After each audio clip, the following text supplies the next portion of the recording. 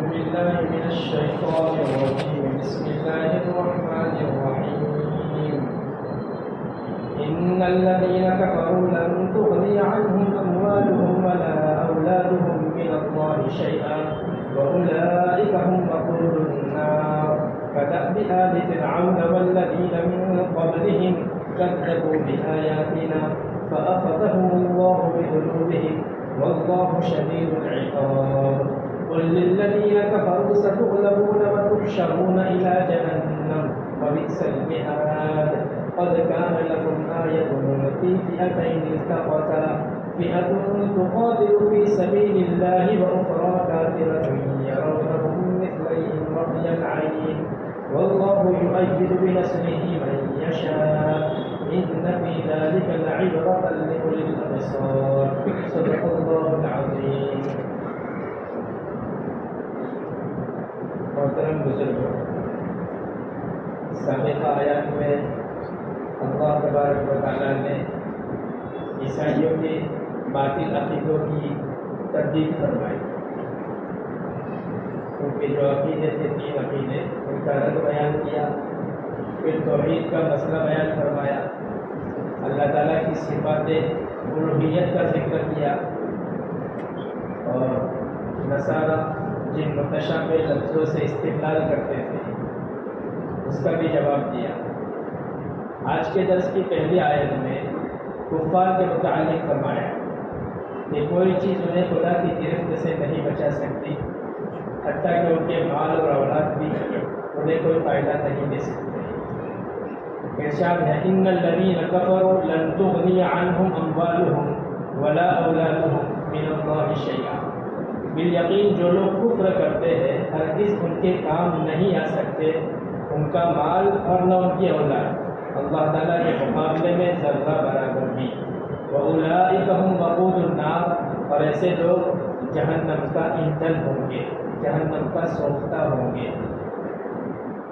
امام فخر الدین غازی رحمۃ اللہ علیہ انہوں نے محمد بن اسحاق رحمۃ اللہ علیہ کی سیرت سے نقل کیا ہے کہ ان آیات کا مصداق ابھی اصل جو نجران کا وقت تھا، جو اللہ کے نبی صلی اللہ علیہ وسلم سے بحث و مناظرہ کرنے آیا تھا، اصل مصداق تو وہی لوگ ہیں. ان آیات میں کفر کرنے والوں کا ذکر ہے کہ جن کے مال اور اولاد کام نہیں آئیں گے، ان سے مراد نجران کا وہ وقت ہے. اصل مصداق وہ ہے، لیکن عام طور پر ان تمام لوگوں پر اطلاق ہوگا جو ان لوگوں جیسا ذہن رکھتے ہیں. واقعہ یہ ہوا تھا نجران کے وقت کا کہ وہ اللہ کے نبی صلی اللہ علیہ وسلم کی خدمت میں بحث و مناظرہ کے لیے جب آ رہے تھے، مدینہ طیبہ کا سفر تھا. تو جیسا کہ میں نے بتایا تھا کہ وہ 60 حضرات تھے اور ان میں 3 بڑے تھے جو گفتگو کرنے والے تھے. ان میں جو تیسرا تھا جس کا نام تھا ابو حارثہ بن علقمہ، جو ان کا پادری سمجھا جاتا تھا، عیسائیوں کا عالم سمجھا جاتا تھا اور معزز شخص سمجھا جاتا تھا. وہ جب کھچر پر سوار ہوا تو اس کے کھچر کو ٹھوکر لگی. جب ٹھوکر لگی تو اس کا بھائی اس وقت میں شامل تھا جس کا نام تھا قرز بن علقمہ یا قرز بن علقمہ. تو اس کی زبان سے لفظ نکلا تعیس الابعد، جس کا معنی ہوتا ہے کہ ہلاک ہو خیر سے دور رہنے والا. اس سے مراد کیا تھا اللہ کے نبی صلی اللہ علیہ وسلم کی ذات کو، معاذ اللہ، کہ اللہ کے نبی کی ہلاکت ہو.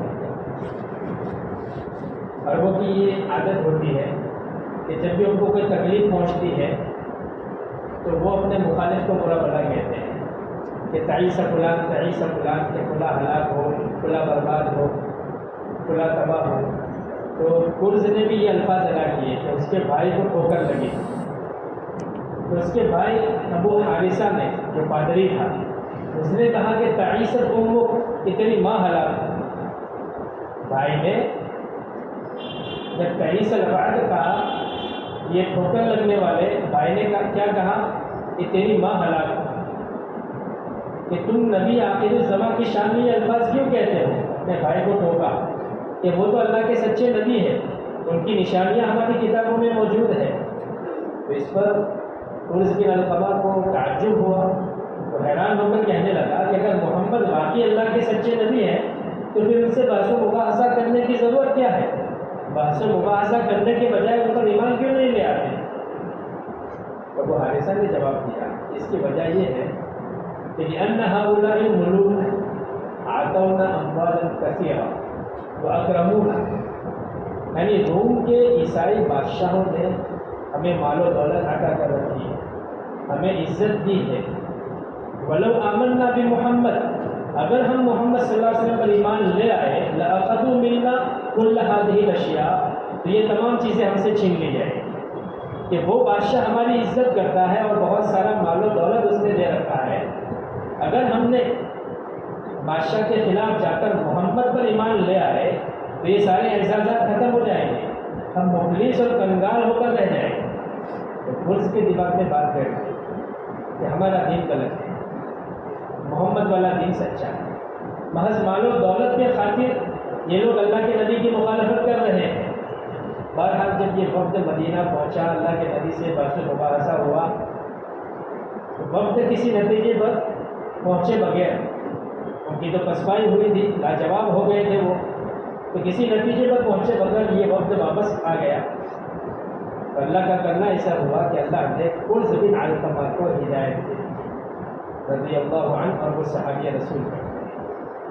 تو ان آیات کے مصداق یہ وفد ہے، یہ مال و دولت کی وجہ سے کر رہے تھے کہ اللہ تبارک و تعالیٰ نے ابو حارثہ کے جو کلمات تھے کہ ہم کو عزت مل رہی ہے، مال و دولت مل رہی ہے، اولاً تو اللہ تبارک و تعالیٰ نے اس وقت کی جو دلائل تھی ان کی عقلی اور نقلی دلائل پیش کر کے ان کے فاسد عقیدے کا رد کیا، اور اب اللہ تعالیٰ متنبع کر رہے ہیں کہ حق تمہارے سامنے واضح ہو چکا ہے، اس کے باوجود بھی محض دنیاوی مال و متاع اور اولاد کے خاطر تم ایمان نہیں لاتے ہو، تو خوب سمجھ لو کہ ان الذین کفروا لن تغنی عنہم اموالہم ولا اولادہم، یہ مال و دولت اور یہ جتھے نہ تم کو دنیا میں خدائی سزا سے بچا سکتے ہیں، نہ آخرت میں بچا سکتے ہیں، کہ آخرت کا عذاب عذاب عظیم ہے۔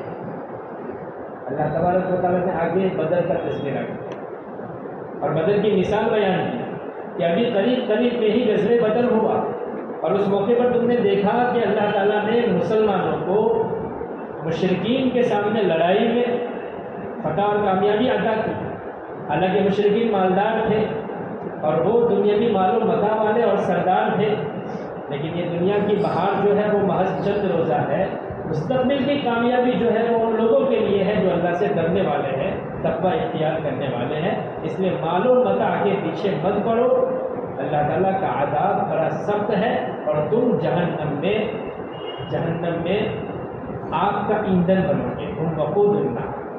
تو اصل جو خطاب ہے وہ نجران کا وقت ہے، یہ بھی اللہ کے نبی صلی اللہ علیہ وسلم کا انکار کرنے والے تھے، لیکن عمومی الفاظ کے اعتبار سے دیکھا جائے تو اللہ تعالیٰ نے یہود اور مشرکین اور کفار سب کو اس کتاب کے اندر لے لیا ہے۔ آگے اللہ تبارک و تعالیٰ نے بدر کا تذکرہ کیا ہے، لیکن یہاں سمجھایا کہ ہرگز تمہارے کام نہ آئیں گے نہ مال نہ اولاد۔ جب اللہ کی گرفت ہوگی تو اللہ کی گرفت بڑی سخت ہوگی، تم اولاد کے خاطر اور مال کے خاطر ایمان سے محروم مت رہو، یہ اولاد اور یہ مال تمہیں اللہ کی گرفت سے بچا نہیں سکتے۔ آج محترم بزرگوں، ہمارے اوپر بھی ہمیں خود غور کرنے کی ضرورت ہے کہ ہم میں سے کتنے ایسے ہیں جو ان بدعنوانیوں میں شامل نہیں ہیں۔ ہم اپنے اولاد کی وجہ سے اور مال جمع کرنے کی وجہ سے بہت ساری بدعنوانیوں میں شامل ہیں، کوئی ناانصافی میں، کوئی رشوت خوری میں، کوئی ذخیرہ اندوزی میں، تو کوئی بلیک مارکیٹنگ میں، طرح طرح کی بدعنوانیوں میں ہم شامل ہیں۔ اس وجہ سے کہ مال دولت حاصل ہو جائے اور ہماری اولاد کے لیے راحت کے سامان مہیا ہو جائے، لیکن اللہ تعالیٰ کیا فرماتے ہیں کہ یہ کمائے ہوئے مال کچھ کام نہیں آئیں گے، اللہ کی رحمت سے محرومی کا یہ سبب بنے گے۔ آگے اللہ تعالیٰ نے ان لوگوں کی مثال بیان کی کہ یہ لوگ کیسے ہیں۔ اللہ تعالیٰ نے کفار کو آل فرعون سے تشبیہ دی۔ آگے کی آیت میں ہے کدأب آل فرعون والذین من قبلہم، کہ جیسا معاملہ تھا فرعون والوں کا اور ان سے پہلے والے لوگوں کا. یعنی فرعون سے تشبیہ دے کر اللہ تعالیٰ یہ سمجھا رہے ہیں کہ جیسی عادت فرعون کی قوم کی تھی ویسی ہی ان کی بھی ہے. نجران کے وقت کی سمجھو یا کفار مکہ کی سمجھو یا یہودیوں کی سمجھو، کہ قوم فرعون کو یقین تھا کہ حضرت موسیٰ اور حضرت ہارون علیہ السلام اللہ کے برحق پیغمبر ہے، مگر وہ انہیں ماننے کے لیے تیار نہیں تھے. ان لوگوں کو بھی اللہ کے نبی پر یقین ہے کہ یہ اللہ کے سچے نبی ہیں. ہماری کتابوں میں انجیل اور توریت میں آخری نبی کی تصدیق آئی ہے. نبی سچا جاننے کے باوجود نبی کو مانا. وَجَحَدُوا بِهَا وَاسْتَيْقَنَتْهَا أَنفُسُهُمْ ظُلْمًا وَعُلُوًّا. اللہ تعالیٰ نے قوم فرعون کی صفت کو 19ویں پارے میں بیان کیا کہ اگرچہ ان کے دل یقین کر چکے تھے کہ موسیٰ اور ہارون علیہ السلام اللہ کے سچے نبی ہیں، مگر اپنے ظلم اور تعدی کی بنا پر، ظلم و علوا، کہ ظلم اور تعدی کی بنا پر انہوں نے نبیوں کا انکار کیا. تو یہاں بھی اللہ تعالیٰ نے ان کی عادت کو بیان کیا ہے کہ کدأب آل فرعون والذین من قبلہم، کہ ان کی عادت بھی آل فرعون اور ان سے پہلے لوگوں کی سی ہے. یعنی ان کفار کا بھی وہی شیوا ہے جو آل فرعون کا تھا کہ محض دنیا کے مال و متاع کے خاطر حق کو قبول کرنے پر تیار نہ تھے. یہ لوگ بھی مال و اولاد کے خاطر دین حق سے منہ موڑ رہے ہیں. والذین من قبلہم میں صرف قوم فرعون نہیں بلکہ آگے کی امتوں کو بھی مراد دیا ہے کہ اس سے پہلے جتنی قومیں آ چکی، چاہے وہ نوح علیہ السلام کی قوم ہو، ہود علیہ السلام کی قوم ہو، صالح علیہ السلام کی قوم ہو، ابراہیم علیہ السلام کی قوم ہو وغیرہ، کہ کفار مکہ کی عادت جو ہے ان گزشتہ اقوام کی عادات اور ان کے مسائل کے مطابق تھی کہ کذبوا بآیاتنا، انہوں نے بھی اللہ تعالیٰ کی نشانیوں کو اور اللہ تعالیٰ کی آیات کو جھٹلایا تھا. یہ لوگ بھی اللہ تعالیٰ کی نشانیوں کو اور آیات کو جھٹلا رہے ہیں. آیات سے مراد اللہ تعالیٰ کے احکام اور نبیوں کے معجزات ہیں. ان سے یہ لوگ روگردانی کرتے ہیں اور جب معجزے نبی پیش کرتے ہیں تو وہ کیا کہتے ہیں کہ یہ تو محض جادو کا کرشمہ ہے. انہوں نے نبیوں کو جھوٹا کہا، مجنون کہا، شاعر کہا. ہمارے انبیاء اور ہماری آیتوں کو ان لوگوں نے جھٹلایا جیسے پہلے لوگوں نے بھی جھٹلایا. اس کا نتیجہ کیا ہوگا؟ فَأَخَذَهُمُ اللَّهُ بِذُنُوبِهِمْ. اس کا نتیجہ یہ ہوا کہ اللہ تعالیٰ نے ان گناہوں کی پاداش میں انہیں پکڑ لیا. وہ یہ سمجھنا یہ مقصود ہے کہ جس طرح اللہ تعالیٰ نے ان لوگوں کی گرفت کی ہے، اے اہل مکہ اور اے مدینہ کے یہود اور اے مدینہ کے عیسائیوں، اپنی بری حرکتوں سے اگر تم باز نہیں آئے تو تمہاری بھی ایسی ہی گرفت ہوگی، پھر تمہارا کوئی مددگار نہیں ہوگا. واللہ شدید العقاب، کہ اللہ تعالیٰ سخت گرفت کرنے والا ہے. اللہ تعالیٰ جب پکڑتا ہے تو پھر چھوڑتا نہیں. اللہ تعالیٰ کی گرفت بہت سخت ہے. جیسے سورہ بروج میں 30ویں بارے میں ان بطش ربک لشدید، کہ تیرے رب کی پکڑ بڑی سخت ہے. اللہ تعالیٰ کے غضب کو دعوت مت دو. اللہ تعالیٰ حلیم ہے، بردبار ہے، رحیم بھی ہے، مہلت بھی دیتا ہے، مگر جب پکڑتا ہے تو پھر رہائی کی کوئی صورت نہیں ہوتی، پھر چھٹکارا نہیں ہوتا. تو آگے اللہ تبارک و تعالیٰ نے ان کو فرعون کی قوم کے ساتھ تشبیہ دے کر ان کو سمجھایا کہ تم پچھلی امتوں کی طرح مت بنو، ورنہ جیسے ان لوگوں کی پکڑ ہوئی ہے تمہاری بھی پکڑ ہوگی. آگے اللہ تعالیٰ فرماتے ہیں کہ ان کفار کے متعلق نبی علیہ السلام کو حکم ہے کہ قل للذین کفروا، کہ جنہوں نے کفر کیا ہے ان سے آپ کہہ دیجئے، ان کافروں سے کہہ دیجئے، ستغلبون، کہ تم عنقریب مغلوب ہو جاؤ، تم ہارو گے، تم پسپا ہو جاؤ گے. اور آج تم جن غریب، کمزور اور ناتواں مسلمانوں کو بے بس سمجھ رہے ہو، یہ تمہارے اوپر غالب آ جائیں گے. ستغلبون، تم مغلوب ہو جاؤ گے. وتحشرون الی جہنم، اور آخرت میں جہنم کی طرف تمہیں اکٹھا کیا جائے گا، جہنم کی طرف تمہیں جمع کیا جائے گا، تمہیں ہاتھ کر لے جایا جائے گا. وبئس المہاد، اور جہنم کا جو ٹھکانہ ہے وہ بہت ہی برا ٹھکانہ ہے. یہ پیشن گوئی اس وقت کی گئی جب مسلمان مکہ میں تھے، طرح طرح کے مظالم کے شکار تھے اور مسلمان بہت کمزور تھے، بہت اذیتیں اور بہت تکالیف انہوں نے برداشت کی. تو اللہ تعالیٰ مسلمانوں کو تسلی دے رہے ہیں کہ تم اگرچہ مظلوم ہو لیکن وہ لوگ جنہوں نے کفر کیا ہے ان قریب وہ مغلوب ہوں گے اور تم غالب آ جاؤ گے. بعض روایت میں اس لیے آتا ہے کہ جب بدر فتح ہوا، بدر میں مسلمانوں کو کامیابی اور فتح ملی، فاتحانہ واپسی کے بعد اللہ کے نبی صلی اللہ علیہ وسلم نے مدینہ کے یہودیوں کو فرمایا کہ تم حق کو قبول کر لو ورنہ تمہارا حال بھی ان قریشیوں جیسا ہوگا، کہ جیسے بدر میں چاہے وہ تعداد میں زیادہ تھے لیکن یہ غریب مسلمان ان زیادہ تعداد والوں پر غالب آ گئے، اگر تم بھی باز نہ آئے تو تمہارا بھی حشر ایسا ہی ہو، اس لیے تم اس دھوکے میں مت رہنا کہ ہم غالب رہیں۔ تو یہ مدینہ کے یہود اللہ کے نبی کو جواب دینے لگے کہ تم نے قریش کے چند ناتجربہ کار لوگوں کے ساتھ جنگ کی اور ان پر فتح حاصل کر لی، ارے ہم سے مقابلہ جب ہوگا تو پتہ لگ جائے گا کہ ہم تو جنگ کے ماہر ہیں، بہادر سپاہی ہیں، ہم جنگ آزمودہ ہیں، اس لیے تم ہمیں ان کے اوپر ہمارا موازنہ ان کے ساتھ مت کرو۔ تو اللہ تعالیٰ نے یہ آیت نازل کہ یہ لوگ بھی کہ جنہوں نے کفر کیا ہے اور آپ کے دلائل کو سننے کے باوجود بھی یہ نہیں مان رہے ہیں، عنقریب کو مغلوب ہو۔ اب بدر کی جب فتح دیکھی، بعض روایت میں آتا ہے کہ بدر کی فتح دیکھ کر یہودیوں کو تھوڑے ان کے حوصلے پست ہوئے اور وہ تھوڑے سے تصدیق کی طرف مائل ہوئے، لیکن ان میں سے کسی نے کہا کہ ابھی جلدی مت کرو، دیکھو آئندہ کیا ہوتا ہے۔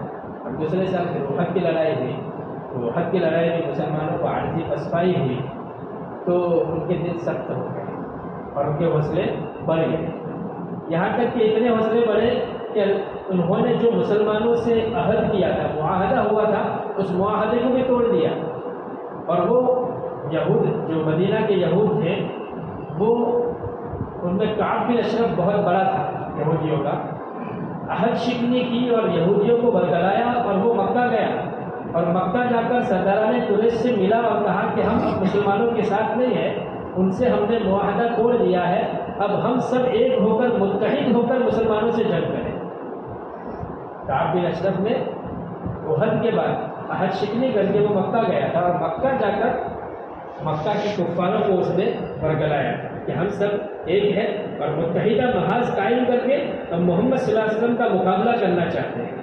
تو اس پر یہ آیت نازل ہوئی کہ بہرحال تھوڑے ضرور ہیں مسلمان، لیکن اللہ تبارک و تعالیٰ کچھ ہی دنوں کے اندر ان لوگوں کو مغلوب کرے گا اور مسلمانوں کو غالب کرے گا۔ چنانچہ کچھ ہی عرصے میں اس کے بعد پھر غزوہ احزاب ہوا، صلح حدیبیہ ہوا، فتح مکہ ہوا، تو اللہ تبارک و تعالیٰ نے مسلمانوں کو وہ دن دکھلایا کہ جزیرۃ العرب میں مشرک کا نام لینا، مسلمان ہی مسلمان رہے۔ جو قریش تھے، بنو قریظہ تھے، یہودیوں کا جو بڑا قبیلہ تھا، ان کا تو میں نے دو مجلس پہلے ذکر کیا تھا کہ بنو قریظہ نے مسلمانوں سے متحدی کی تھی اور بہت بڑی سازش کی تھی، جس کے نتیجے میں ان کے مردوں کو قتل کر دیا گیا اور ان کی عورتوں کو قید کر دیا گیا، ان کا نام و نشان ہی نہیں رہا۔ اور جو بنو نذیر تھے، انہوں نے بھی بہت بڑی شرارت کی تھی، جس کی وجہ سے ان کو بھی جلا وطن کر دیا گیا۔ تو یہودیوں کے دو بڑے قبیلوں کے ساتھ یہ حال کیا، اور عیسائی بھی جو یہ نجران کے عیسائی تھے، وہ بھی بعد میں ذلیل ہوئے اور ذلیل ہو کر اللہ کے نبی کی خدمت میں آئے، اور انہوں نے کہا کہ ہم اسی جگہ پر رہنا چاہتے ہیں، ہم جزیہ دے کر، ٹیکس دے کر آپ کے ماتحتی کے اندر رہیں گے۔ تو یہودیوں کو بھی ذلت ہوئی، عیسائیوں کو بھی ذلت ہوئی، اور اللہ تبارک و تعالیٰ نے مسلمانوں کو یہ دن دکھایا کہ پورے جزیرۃ العرب میں کوئی مشرک باقی نہیں رہا، اور کئی صدیوں تک دنیا کی بڑی بڑی مغرور اور متکبر قومیں مسلمانوں کی بلندی اور ان کی برتری کا اعتراف کرتی رہی۔ اس پر ہم جتنا بھی اللہ کا شکر ادا کریں اتنا کم ہے۔ جیسا اللہ تبارک و تعالیٰ نے شروع اسلام میں مسلمان اور اسلام کی مدد فرمائی، اللہ تعالیٰ سے امید کرتے ہیں کہ اللہ تعالیٰ آج کے دور میں بھی ویسے ہی ہماری مدد فرمائے۔ آگے اللہ رب العزت کا ارشاد ہے کہ قد کان لکم آیۃ فی فئتین التقتا، جنگ بدر کا ذکر ہے کہ اللہ تعالیٰ جنگ بدر کو یاد دلا رہے ہیں کہ تمہارے لیے آپس میں ٹکرانے والے دو گروہوں میں نشانی ہے۔ قد کان لکم آیۃ فی فئتین التقتا، کہ تمہارے لیے آپس میں ٹکرانے والے دو گروہوں میں نشانی ہے۔ دو گروہ، ایک تو مدینہ کے مسلمان اور دوسرا گروہ مکہ کے کفار۔ بدر کا جو واقعہ پیش آیا تھا، اس کا سبب یہ بنا تھا کہ قریش کا بہت بڑا تجارتی قافلہ ملک شام سے واپس آ رہا تھا اور مکہ جا رہا تھا۔ درمیان میں وہ مدینہ سے قریب ہو کر جا رہا تھا۔ اللہ کے نبی صلی اللہ علیہ وسلم کو اس کی اطلاع ہوئی تو اللہ کے نبی نے، رمضان کا مہینہ تھا، اطلاع ہوئی، اس وقت 12 رمضان تھی، سن ہجری 2۔ اللہ کے نبی نے 313 صحابہ کو ساتھ لیا، ان میں مہاجرین بھی تھے اور انصار بھی تھے۔ مہاجر کم تھے، 77 یعنی 77 مہاجر تھے اور 236 انصار تھے، کل 313 تھے۔ ان کو ساتھ لے کر مقابلے کے لیے اللہ کے نبی صلی اللہ علیہ وسلم بنفس نفیس تشریف لے گئے۔ ادھر قریشی قافلے کے سردار کو اطلاع ہو گئی کہ ہمارے اوپر حملہ کرنے کے لیے اور ہمارے قافلے کو روکنے کے لیے مدینہ سے مسلمان کو نکل چکے ہیں، اس لیے قریش کے قافلے نے راستہ تبدیل کر دیا، اس راستے کو چھوڑ کر دوسرا راستہ اختیار کیا، اور ساتھ میں ایک کام یہ کیا کہ ان میں سے ایک آدمی کو مکہ مکرمہ دوڑایا کہ قریش کو جا کر اطلاع کرو کہ اپنی پوری طاقت کے ساتھ وہ موقع پر پہنچے اور تجارتی قافلے کو بچائے، مال کو بچائے۔ قریش پہلے ہی سے انتظار میں تھے کہ مسلمانوں کو کس طرح دنیا سے ختم کیا جائے، وہ تو منصوبے بنا رہے تھے۔ اس خبر کا مکہ میں پہنچنا تھا کہ فوراً 1000 کے قریب نوجوان تیار ہوئے، 1000 کا لشکر تیار ہوا، جس میں 700 اونٹ تھے، 100 گھوڑے سوار تھے، اور قریش کے بڑے بڑے سردار اور مالدار اس میں شریک تھے۔ اب یہ سارے وہاں سے مکہ سے جہاں پر یہ تجارتی قافلے سے اطلاع ملی تھی وہاں کے لیے روانہ ہوئے۔ رسول اللہ صلی اللہ علیہ وسلم کو جب اس کی اطلاع پہنچی تو آپ نے صحابہ سے مشورہ فرمایا کہ کیا کرنا چاہیے۔ تو تمام صحابہ نے اپنے جان اور مال کو پیش کیا، غریب تھے، تعداد بھی کم تھی، لیکن مشورے میں یہ ہوا کہ ہمیں آگے بڑھنا چاہیے، ہم واپس نہیں لوٹنا ہے۔ بدر کے قریب پہنچ گئے۔ بدر کے قریب پہنچنے پر مسلمانوں کو یہ پتہ چلا کہ جو تجارتی قافلہ تھا اس کا سردار ابو سفیان تھا، یہ اپنے قافلے کو لے کر دوسرے راستے سے نکل گیا۔ اب قافلے کو روکنے کا کوئی سوال ہی نہیں تھا، لیکن قریش کا ایک بڑا لشکر بدر کے دوسرے کنارے پر آ پہنچا۔ تو قافلے کے نکل جانے کے بعد بھی وہ تو حفاظت سے نکل گیا، اس کو کوئی تکلیف مسلمان پہنچا نہیں سکے، لیکن وہ لوگ لڑنے کی نیت سے آئے تھے، اس لیے انہوں نے چاہے قافلہ نکل چکا لیکن کفار مکہ نے بنا جنگ کیے وہاں سے لوٹنے کا عزم کر لیا کہ نہیں، جنگ کیے بغیر ہمیں لوٹنا نہیں، کہ لوٹنے کا ارادہ انہوں نے ملتوی کر دیا کہ ہمیں یہاں پہنچ کر ابھی جنگ کرنا ہی۔ تو مسلمان کم تعداد میں تھے اور کفار جن کی تعداد 1000 کی تھی اور ان کے ساتھ گھوڑے سوار بھی تھے اور اونٹ سوار بھی تھے۔ تو اللہ تبارک و تعالیٰ یہ فرما رہے ہیں کہ اہل ایمان جو کم تعداد میں تھے، ایک گروہ وہ تھا اور دوسرا گروہ کافروں کا تھا۔ فئۃ تقاتل فی سبیل اللہ، کہ ایک گروہ وہ تھا جو اللہ کی راہ میں لڑتا تھا، یعنی مسلمانوں کی جماعت۔ یہ گروہ نبی آخر الزماں صلی اللہ علیہ وسلم پر ایمان لانے والا گروہ تھا، اللہ کی توحید اور اس کی کتاب کے غلبے کے لیے، اعلاء کلمت اللہ کے لیے جہاد کرنے والا تھا۔ وَأُخْرَىٰ كَافِرَةٌ، اور دوسرا گروہ وہ کفار مکہ کا تھا جو کفر کو غالب کرنا چاہتا تھا۔ جنگ بدر میں اللہ تعالیٰ نے مسلمانوں کو فتح اور کامیابی کے ساتھ واپس مدینہ منورہ کیا۔ جب مدینہ منورہ آئے تو اللہ کے نبی کی جو بات میں نے نقل کی کہ اللہ کے نبی نے ان یہودیوں کو کہا کہ تم بھی یاد رکھو اسی طرح تم مغلوب ہو گے، جیسے بدر کے اندر ہوا کہ کفار مکہ زیادہ ہونے کے باوجود وہ مغلوب ہوئے۔ تو یہودیوں نے کیا کہا تھا کہ ہم جیسے جنگجو اور تجربہ کار لوگوں کے ساتھ اگر لڑائی تمہاری ہوگی تو دیکھ لیں گے، تمہاری جو ابھی لڑائی ہوئی ہے وہ ناتجربہ کار لوگوں سے ہوئی ہے۔ تو اللہ تبارک و تعالیٰ ان کو یہودیوں کو یہ تنبیہ کر رہے ہیں کہ تم جو وجہ بیان کر رہے ہو فتح کی، بدر میں فتح کی، کہ وہ ناتجربہ کار تھے اس لیے تم فتح ہوئے، بات ایسی نہیں تھی۔ بات یہ تھی کہ یرونہم مثلیہم رأی العین، کہ دونوں فریق جو تھے وہ اپنی آنکھوں سے ایک دوسرے کو دگنا سمجھ رہے تھے۔ دونوں فریق یعنی مسلمانوں کا فریق اور کفار کا فریق، دونوں ایک دوسرے کو دگنا سمجھ رہے تھے۔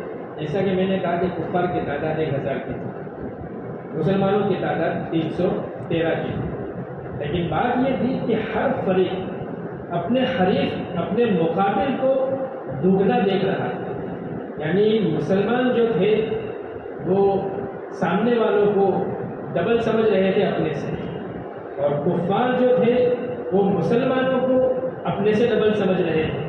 اللہ تعالیٰ یہ بیان کرتا ہے کہ ہر فریق اپنے مقابل کو دوگنا نظر آتا تھا، جس کا نتیجہ یہ تھا کہ کفار کے دل مسلمانوں کی کثرت کو تصور کر کے مرعوب ہو گئے۔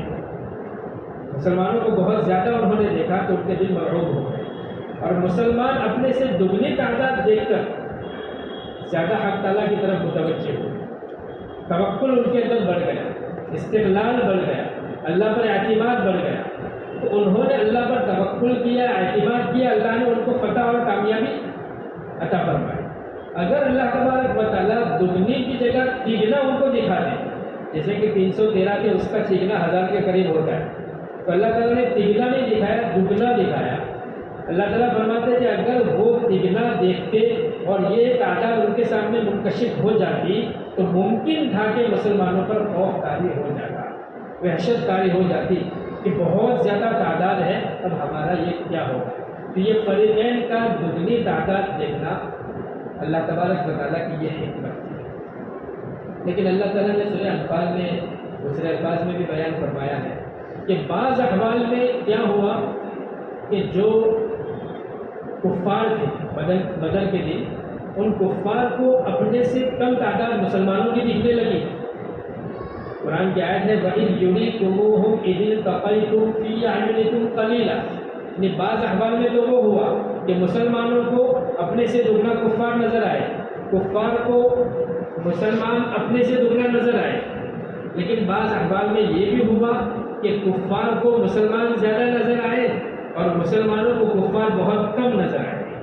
یہ بھی ہوا کہ بدر کے دن تو ان کفار کو اپنے سے کم تعداد میں دیکھ رہے تھے اور ان کی نظروں میں تو زیادہ دکھائی دے رہے تھے۔ یہ اللہ تعالیٰ کی حکمت تھی کہ اللہ تعالیٰ نے بدر کے اندر ایسی کیفیت تاری کر دی تھی کہ دونوں گروہ ایک دوسرے کو پہلے کم بھی دیکھا اور بعض احوال میں ایک دوسرے سے ڈبل بھی دیکھا۔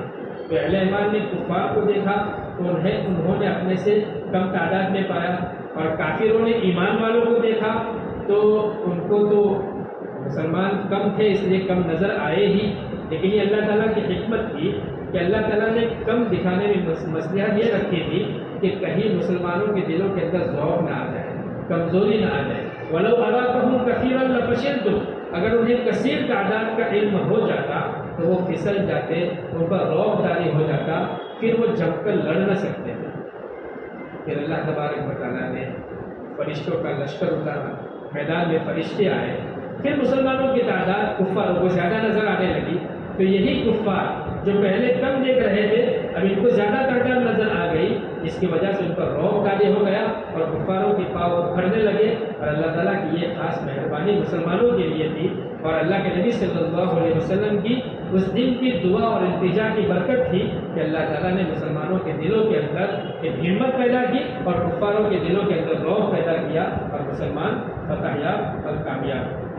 اسی کو اللہ تعالیٰ فرماتے ہیں وَاللَّهُ يُؤَيِّدُ بِنَصْرِهِ مَن يَشَاءُ، اللہ تعالیٰ جسے چاہے اپنی تائید سے مدد فرماتا ہے۔ کہ مسلمانوں کے پاس کم تعداد، قلیل سامان ہونے کے باوجود بھی اللہ تعالیٰ کی تائید مسلمانوں کے ساتھ تھی کہ کسی کے وہم و گمان میں بھی نہیں تھا کہ مسلمان آج کامیاب ہوں گے، لیکن اللہ تعالیٰ نے فتح عظیم سے ان کو نوازا۔ اللہ فرماتے ہیں إِنَّ فِي ذَلِكَ لَعِبْرَةً لِأُولِي الْأَبْصَارِ، ایسے واقعات میں عبرت ہے ان لوگوں کے لیے جو صاحب بصیرت ہے، جو صحیح دیکھنے والے ہیں، ان لوگوں کے لیے بصیرت ہے کہ اللہ تعالیٰ نے طاقتور دشمن کو کیسے عبرتناک شکست دی۔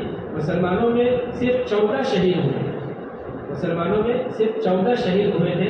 ان ساروں کی قبر بدر ہی کے میدان کے اندر ہے، برخلاف کفار کے ان کے 70 شہید ہوئے تھے، اور وہ جنگجو مانے جاتے تھے، مالدار بھی تھے اور قریش کے سردار بھی تھے، لیکن 70 قتل ہوئے اور 70 قیدی بھی بنائے گئے۔ بہت سارا مال غنیمت مسلمانوں کے ہاتھ آیا، اور بچے کچھ کفار جو مکہ کو پہنچے تو ایک تو ذلیل ہو کر یہاں سے گئے تھے، وہاں جا کر ان کو اور زیادہ ذلت اور خفت اٹھانی پڑی کہ مکہ والے تو فتح کی خوشخبری کا انتظار کر رہے تھے، وہ تو منتظر تھے کہ بہت بڑا لشکر ساز و سامان کے ساتھ گیا ہے، ابھی فتح کی خوشخبری آئے گی، مگر ان کی امیدوں پر دھاک پڑ گئی۔ اور یہ واقعہ بیان کرنے کے بعد اللہ تعالیٰ یہودیوں کو عبرت دلانا چاہتے ہیں کہ تم سامان حرب پر فخر مت کرنا، اپنے جنگجو ہونے پر اترانا مت، ماہرین جنگ ہونے پر غرور مت کرنا، اپنے تجربے اور جنگی چالوں پر تم مت جانا۔ اللہ تعالیٰ جب چاہتا ہے قلیل تعداد کو کثیر پر غالب کر دیتا ہے، قلیل لشکر کو کثیر لشکر پر غالب کر دیتا ہے۔ جیسے کہ ایک مرتبہ میں اللہ تعالیٰ نے کئی دفعہ ایسا کیا ہے کہ چھوٹے چھوٹے گروہ بڑی بڑی جماعتوں پر غالب آ جاتے ہیں۔ کم من فئۃ قلیلۃ غلبت فئۃ کثیرۃ بإذن اللہ۔